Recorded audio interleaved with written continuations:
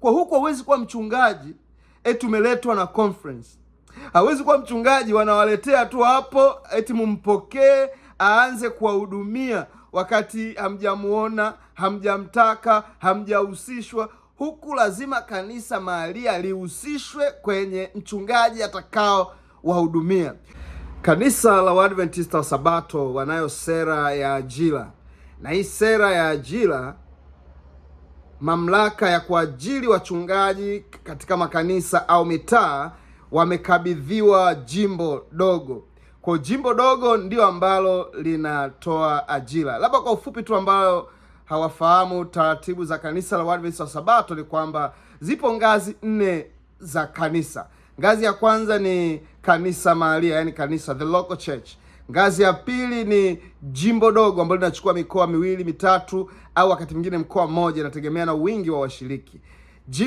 Ngazi ya tatu ni tunaita union, ambaye yenyewe inaunganisha majimbo madogo madogo kadhaa. Lakini ngazi ya 4 ambayo ndio ya mwisho, ndio kubwa, ni ngazi ya jimbo kuu la kiulimwengu, ambayo makao yake makuu yapo hapa Marekani. Kwa kazi ya kuajiri wachungaji imekabidhiwa jimbo dogo la katika eneo husika.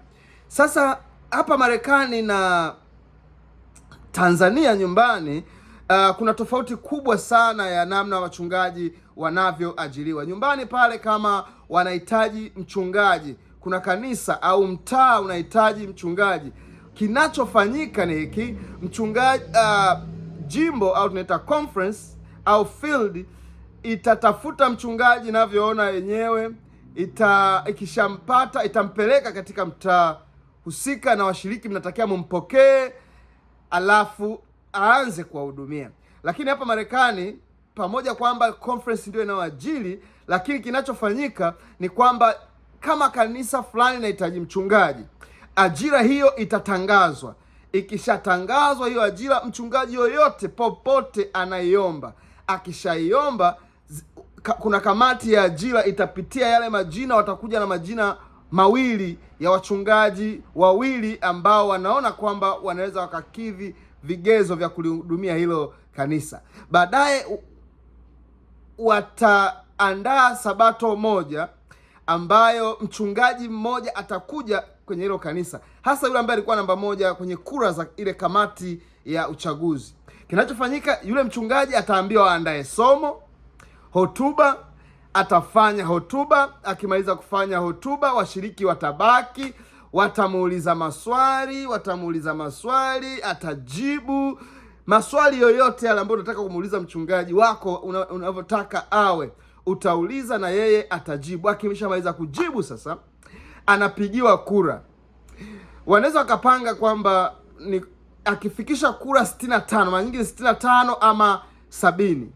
Labda nichukulia hapa kwa 65. Kura zikipigwa, akipata kura 65 za washiriki, basi huyo anakuwa mchungaji wa hilo kanisa. Zikiwa chini ya hapo, anatolewa, analetwa mwingine, yule namba 2, naye anakuja anahubiri. Akishahubiri pale au kama ni kufundisha, alafu mnamuuliza maswali yoyote yale ambayo mnaona yanafaa mchungaji wenu anataka aweje na nini, yoyote mtamuuliza.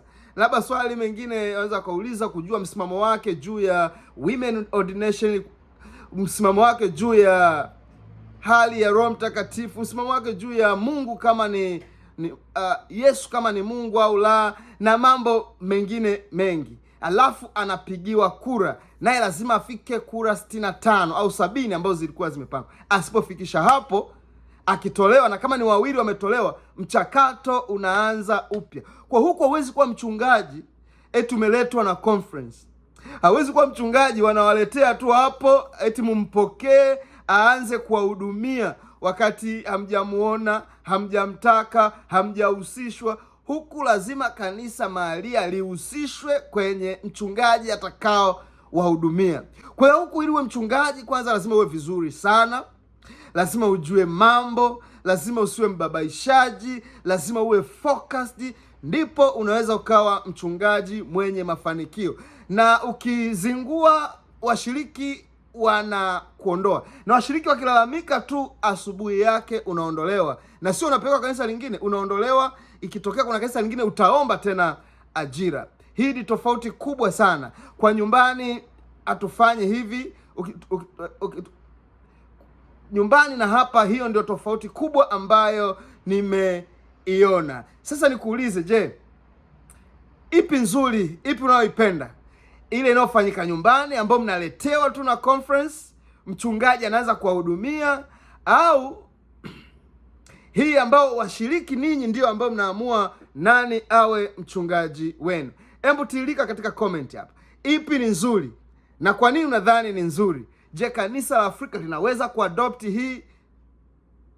Manufaa yake yatakuwa ni nini kwa kanisa mahalia, kwa washiriki wa kanisa mahalia, kwa conference na kanisa lote la Tanzania na East Africa? Mimi ni Benson Mwashinga. Kama hujanifollow, ni follow sasa, subscribe ili tuendelee kuwa pamoja, ikiwa hapa katika jimbo la Michigan katika nchi ya Marekani. Ubarikiwe sana. Bye bye.